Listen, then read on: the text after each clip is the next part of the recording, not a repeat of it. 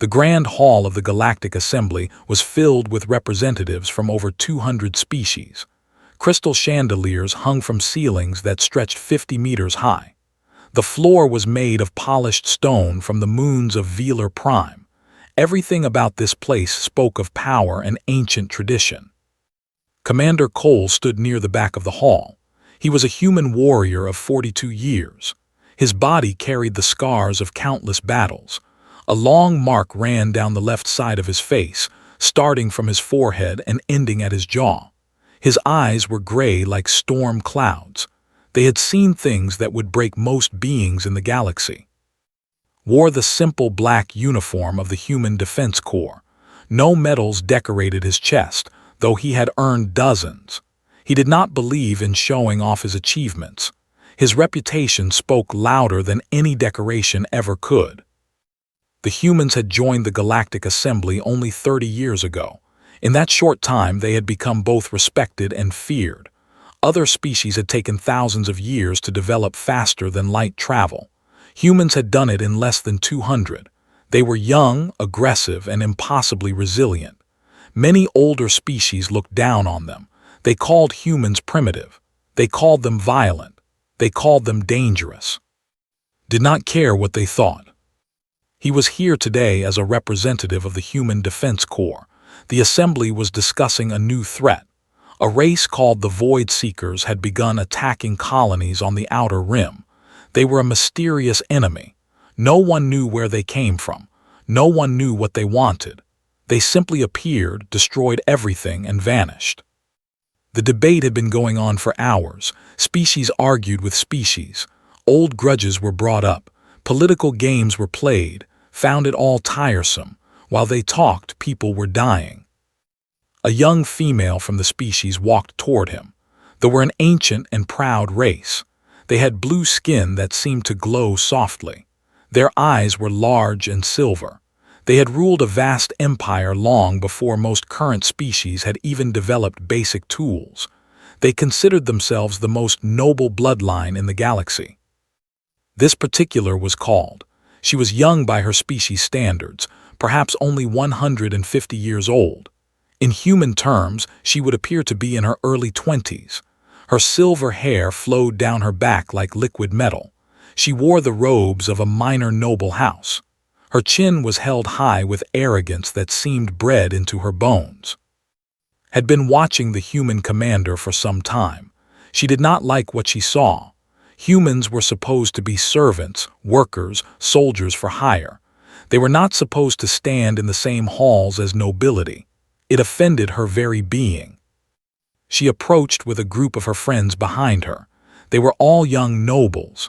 All of them shared her prejudice against the younger species. "So this is a human warrior," said loudly. She wanted others to hear. She wanted to make a scene. I expected something more impressive. Turned his gray eyes toward her. He did not respond. He simply looked at her with an expression that revealed nothing. "They say humans are fierce fighters," one of her friends said with a mocking laugh. "But this one looks like a tired old animal." "Perhaps they sent their worst," another added. "Or perhaps their best is simply not very good." Smiled at these comments. She stepped closer too. She had to look up at him because humans were generally taller than. This annoyed her greatly. "Tell me, human," she said. "Do you even understand what we are saying? Or is your primitive brain too slow to process our language?" Remained silent. His eyes moved across her face slowly.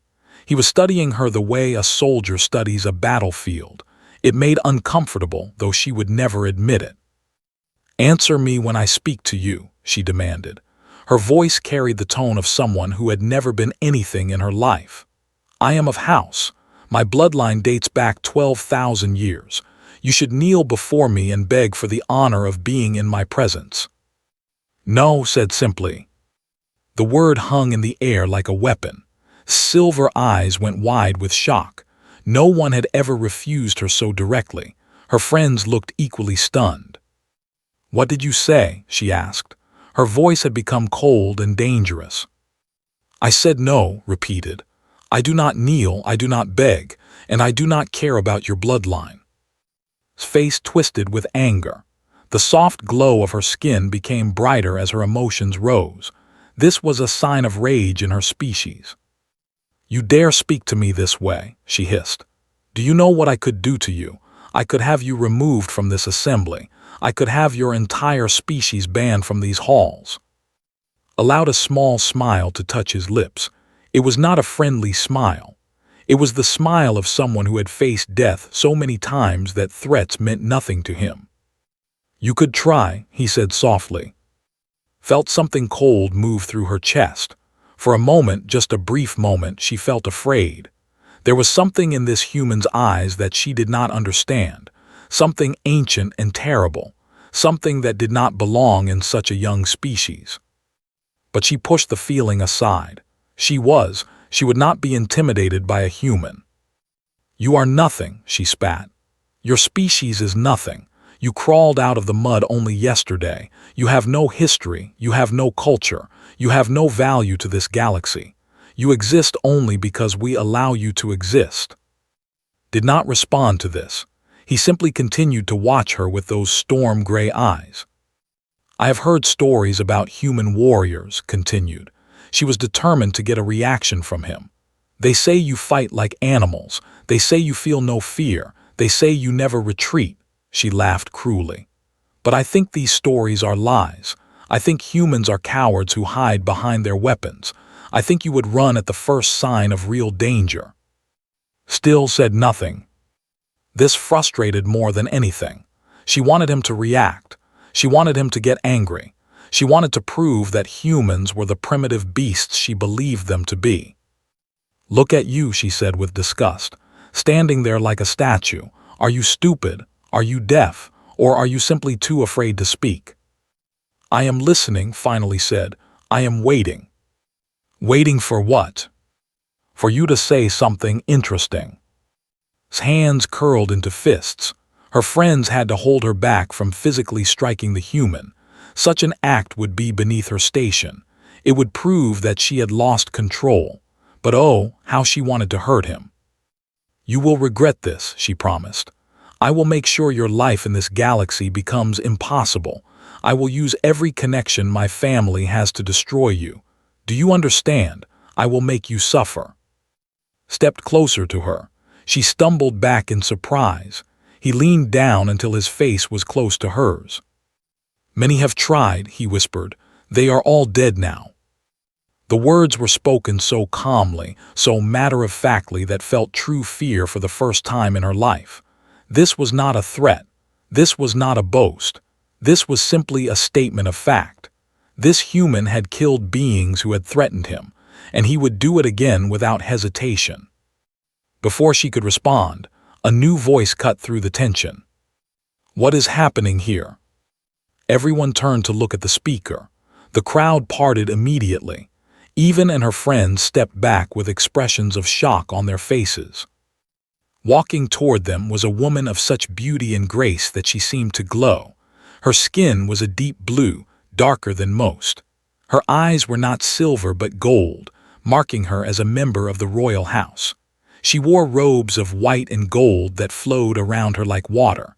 A crown of crystalline stars rested on her silver hair. This was Princess of the Empire.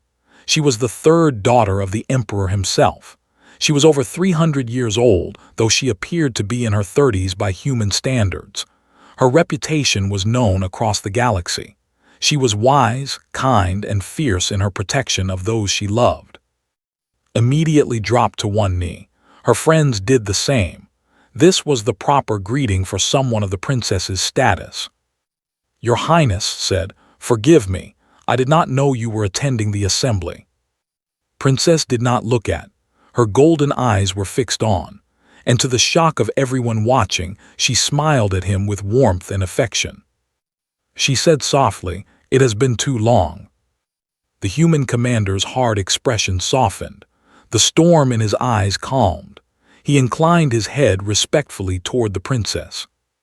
He said, there was deep emotion in his voice, "You look well."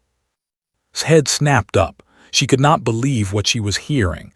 A human addressing a royal princess by her first name, without titles, without kneeling. This was impossible. This was outrageous. This was a violation of every protocol that existed.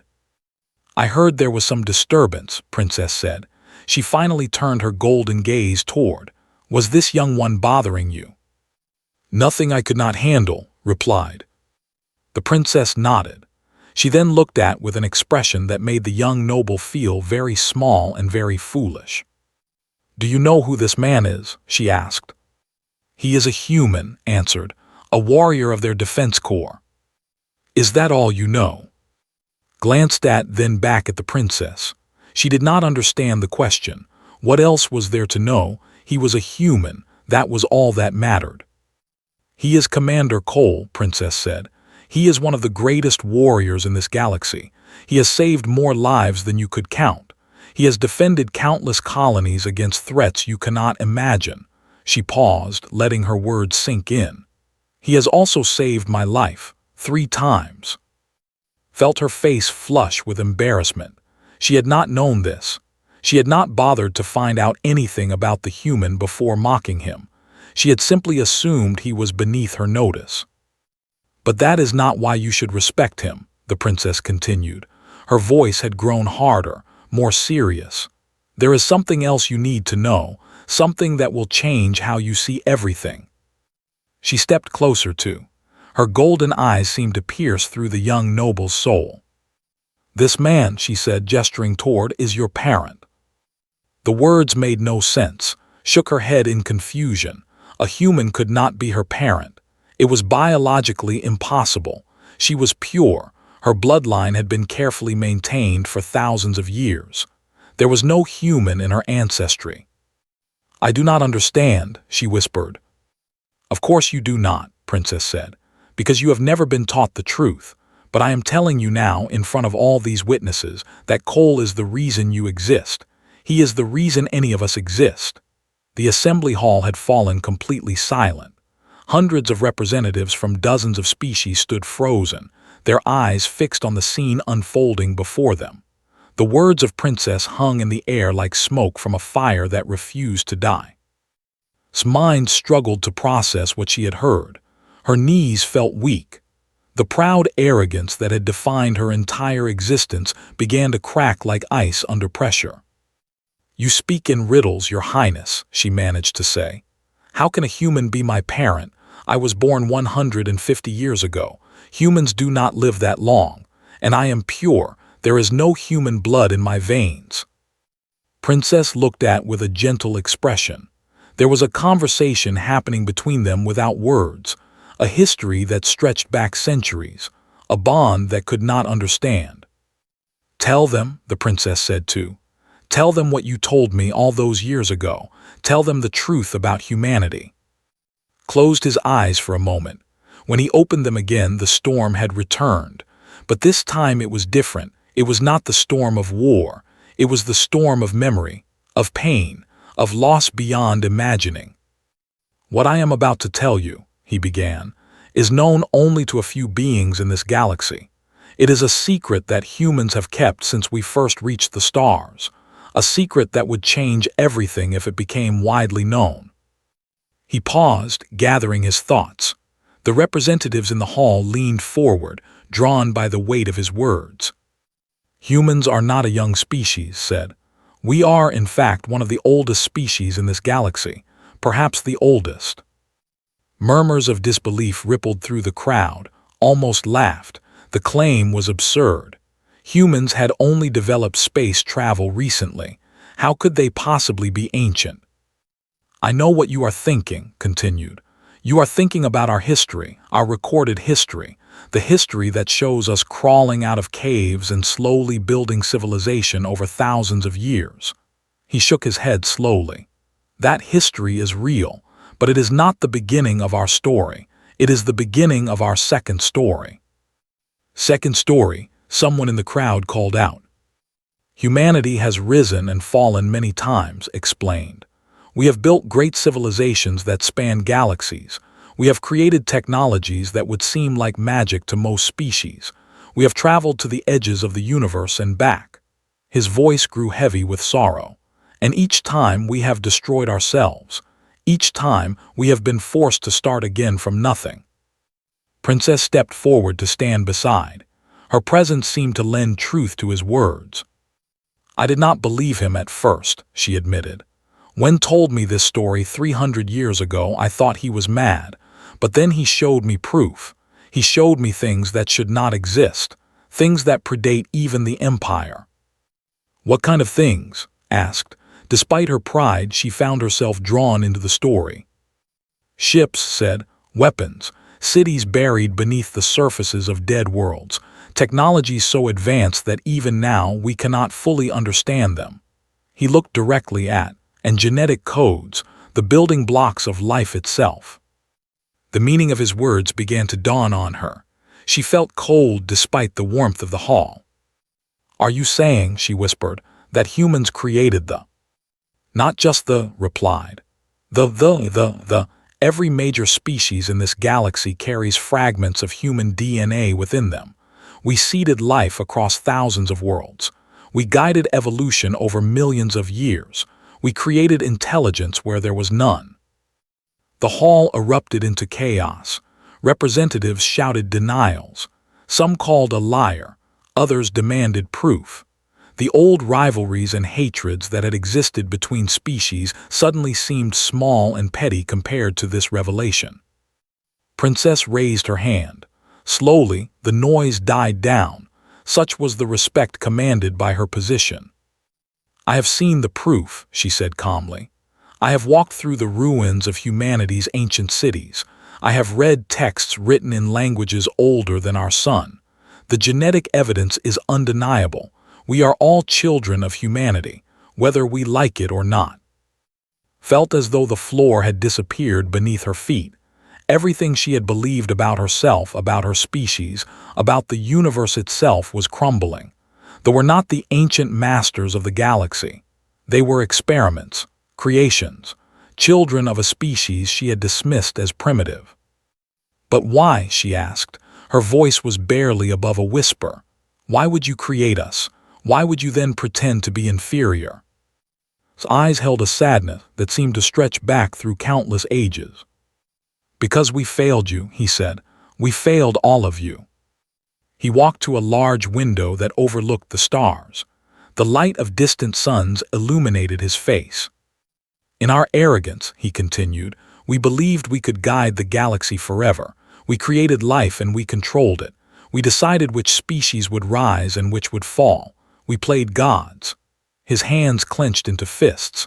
"And like gods, we became corrupt. We fought wars among ourselves. Wars that destroyed stars. Wars that wiped out entire civilizations we had spent millions of years building." "The Great Silence," Princess said softly. "The period in galactic history where all records simply stop, where civilizations vanished overnight. We have always wondered what caused it." "We caused it," confirmed. "Human fighting human, each faction believing they knew what was best for the galaxy, each willing to burn everything to prove they were right." He turned back to face the crowd. "By the time the last war ended, there was almost nothing left.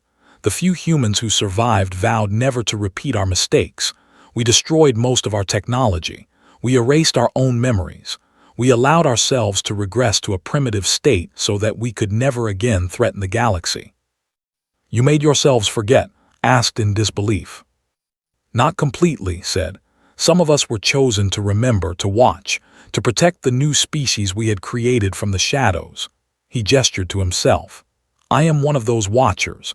I have lived for over 8,000 years. I have seen your civilizations rise. I have helped when I could. I have prevented disasters you never knew were coming." The weight of this truth pressed down on everyone in the hall. 8,000 years. A human who had lived for 8,000 years. It seemed impossible. It went against everything they knew about human biology. "Our original bodies were immortal," explained, as if reading their thoughts. "We were engineered to live forever. The humans who walk the earth today have forgotten this. They age and die like any normal species, but we watchers retain our original forms. We cannot die of old age. We can only be killed in battle." "How many of you are there?" someone asked. "Less than 100 now," replied. We have been dying slowly over the centuries, killed by accidents, by enemies, by our own despair." He paused. "It is lonely, living so long, watching everyone you love grow old and die while you remain unchanged. Many of my brothers and sisters chose to end their own existence rather than continue." Princess moved closer to him. She placed her blue hand on his arm. It was an intimate gesture, a gesture that spoke of deep connection. "Saved my ancestor's life during the Third Civil War," she said too. "He has saved members of my family many times since then. He has watched over house for generations. When I was born, he was there to bless me. When I took my first steps, he was there to catch me if I fell." Looked at the human with new eyes. The scars on his face no longer seemed like marks of violence. They seemed like medals of sacrifice. Each one represented a battle fought to protect others. Each one represented a choice to endure pain for the sake of the galaxy. "But house," she said slowly, the connection forming in her mind. "That is my house, my family." "Yes," Princess confirmed. "Has watched over your bloodline for 3,000 years. He has protected your ancestors from threats you never knew existed. He has guided your family's destiny from the shadows." She looked at the young noble with stern eyes. "And you repaid him with insults, with mockery, with hatred." The shame that flooded through was overwhelming. She had taunted a being who had spent protecting her family. She had called Primitive a creature older than her entire civilization. She had threatened someone who had the power to destroy everything she held dear, but had instead chosen to be its guardian. She fell to her knees, not because protocol demanded it, but because her legs could no longer support her. "I did not know," she whispered. Tears streamed down her blue cheeks. "I did not understand." Walked toward her. His boots made soft sounds on the polished floor. He stopped in front of her kneeling form and looked down with those ancient gray eyes. "You did not know," he agreed, "but your ignorance does not excuse your cruelty. You judged me based on the age of my species. You assumed you were superior because your recorded history is longer than mine." His voice was not angry. It was disappointed. Somehow, that was worse. "This is why we chose to forget. This is why we allowed ourselves to become primitive. Because even after millions of years of guiding you, you still had not learned the most basic lesson of existence." "What lesson?" asked, looking up at him through her tears. "That all life has value," said simply. "That the measure of a being is not their bloodline or their history or their power. It is their choices. It is how they treat others. It is the compassion they show to those who cannot fight back." He knelt down so that he was at her level. Up close, she could see the depths of his eyes. She could see the weight of 8,000 years pressing down on him. She could see the love and the loss and the endless hope that had kept him going through all those centuries. "I do not hate you," he said gently. "I do not even blame you. You are young. You are a product of your culture. You were taught that they are the greatest beings in the galaxy, and you believed it because you had no reason to doubt it." He reached out and wiped a tear from her cheek. "But now you know the truth. The question is, what will you do with this knowledge?" Did not have an answer. Her entire world had been turned upside down in the span of a few minutes. She needed time to process, time to think, time to rebuild her understanding of everything. A sudden alarm cut through the moment. Red lights began flashing throughout the assembly hall. A booming voice echoed from speakers embedded in the walls. "Warning! Unidentified fleet approaching the station. All representatives are advised to seek shelter. Military forces are being mobilized." Was on his feet instantly. The gentle old man who had been speaking of compassion vanished. In his place stood the warrior, the commander, the being who had survived 8,000 years of combat. "The Void Seekers," he said grimly, "they have found us." Princess' face had gone pale. "But this station has the strongest defenses in the sector.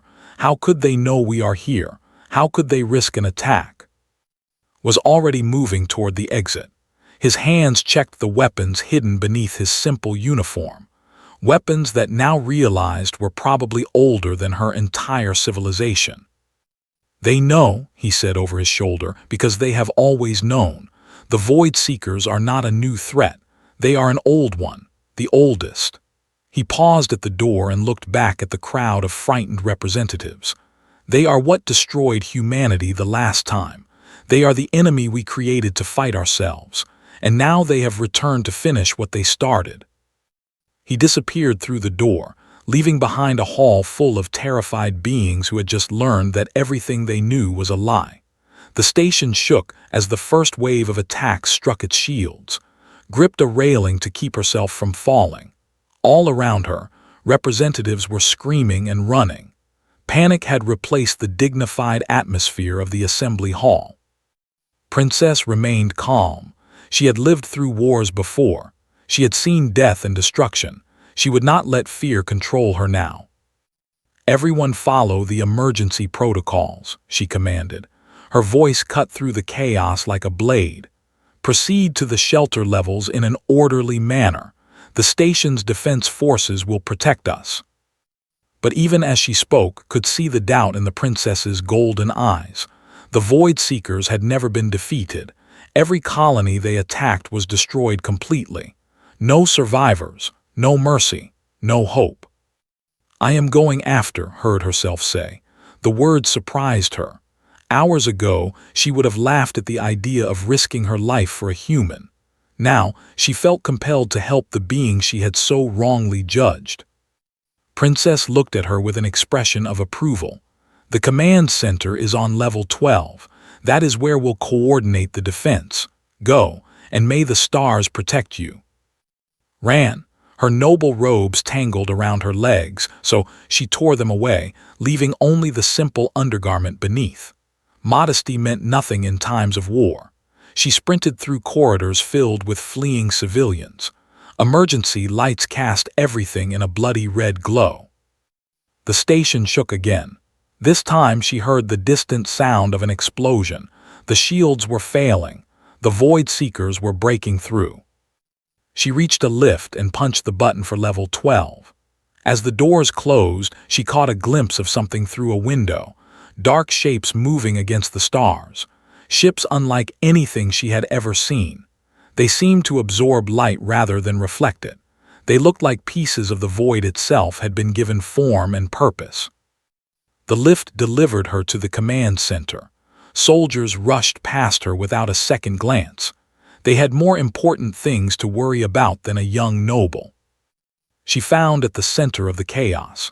He stood before a massive holographic display showing the battle in real time. Dozens of officers from various species surrounded him, taking orders and relaying information.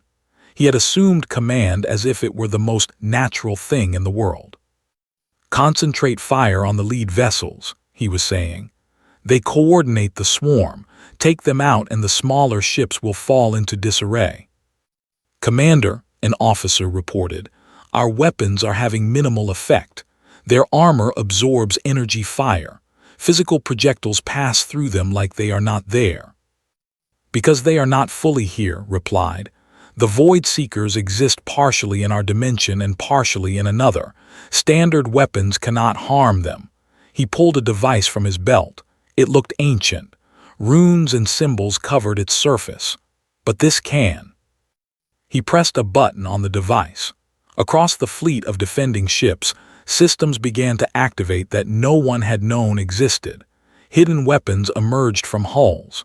Power signatures spiked to impossible levels. The defending fleet suddenly became something far more dangerous. "What is happening?" an admiral asked in shock. "Contingencies," said simply. "We have been preparing for this day for 8,000 years. Every major station, every capital ship. We installed systems that would remain dormant until needed." He looked at the admiral with those ancient eyes. "Did you really think we would leave you unprotected?" The battle shifted. Weapons designed by ancient human technology tore through the Void Seeker fleet. Ships that had seemed invincible began to shatter and burn. For the first time in recorded history, the enemy was being pushed back. But it was not enough. More Void Seeker vessels arrived through tiers in space itself, reinforcements that seemed endless. For every ship destroyed, 3 more appeared. The tide was turning against them once again. "There are too many," the Admiral said grimly. "Even with these new weapons, we cannot hold them." Stared at the display. His jaw was tight. His eyes calculated odds that only he could understand. "Then we need to end this permanently," he decided. "We need to destroy their command ship." "Which one is the command ship?" Pointed to a massive vessel at the center of the enemy fleet. It was larger than anything else on the battlefield, larger than the station itself. It pulsed with dark energy that made viewers feel sick just looking at it. "That is not just their command ship," he explained. "That is their origin point, the device that creates them. Destroy it and you destroy all of them, everywhere, permanently." "How do you know this?" "Because I helped build it." The words fell like stones into a silent pool. Everyone in the command center turned to look at him. 8,000 years ago, during the last great human war, we created the Void Seekers as weapons. We designed them to be unstoppable. We never imagined they would turn against us. He closed his eyes in pain. "I was one of the engineers. I helped give them existence, and I have spent every moment since trying to undo that mistake." Stepped forward. "Then let us help you, tell us what to do." Looked at her, something flickered in his eyes. Recognition, perhaps, or hope, or simply the exhaustion of a being who had carried guilt for too long. "The command ship has a weakness," he said. "A flaw in its design that we built in secretly, hoping to use it if things went wrong. But the weapon that can exploit that weakness requires a delivery system. Someone would have to fly directly into the ship and detonate it from the inside." The meaning was clear. It was a one-way mission. Whoever delivered the weapon would not survive. "I will do it," a young human pilot said, stepping forward. "No," another officer said, "I will go." Voices rose as soldiers volunteered for the suicide mission. Species that had spent centuries hating each other stood side by side, offering their lives to save the galaxy. In that moment, the barriers of prejudice fell away. They were all just living beings trying to protect what they loved. Raised his hand for silence. "None of you will go. This is my responsibility, my sin to cleanse. I created this evil and I will be the one to destroy it." "Commander, you are too valuable," the Admiral protested. "Your knowledge, your experience, we cannot lose you." "My knowledge is why I must go," replied. "No one else can navigate the command ship's defenses. No one else knows where to place the weapon for maximum effect." He began walking toward the door. "Besides, I have lived for 8,000 years. I have watched everyone I ever loved die. I have seen civilizations rise and fall. It is time for me to rest." Blocked his path. She stood before him with tears streaming down her face. She did not fully understand why she was crying. Hours ago, she had wanted to hurt this man. Now she could not bear the thought of losing him. "You cannot go," she said. "There must be another way." Smiled at her. It was a gentle smile, full of warmth and something that looked almost like pride. "You have changed," he observed. "In such a short time, you have grown more than most beings do in centuries." "Because of you," she whispered, "because you showed me the truth." "No," he shook his head. "The capacity for change was always within you. I simply helped you see it." He placed his hand on her shoulder. "You will be a great leader someday of House. You will help guide this galaxy toward a better future. That is the legacy I leave behind." He moved past her and continued walking. Princess fell into step beside him. They did not speak. They did not need to. Their bond was beyond words. At the hangar, a small fighter craft had been prepared. Ancient human weapons were being loaded into its cargo hold. Weapons that had been waiting 8,000 years for this moment. Climbed into the cockpit.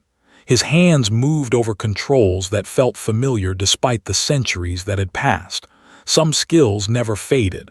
Some memories never died. Reached up and took his hand. her blue skin against his pale human flesh, two species created from the same ancient source.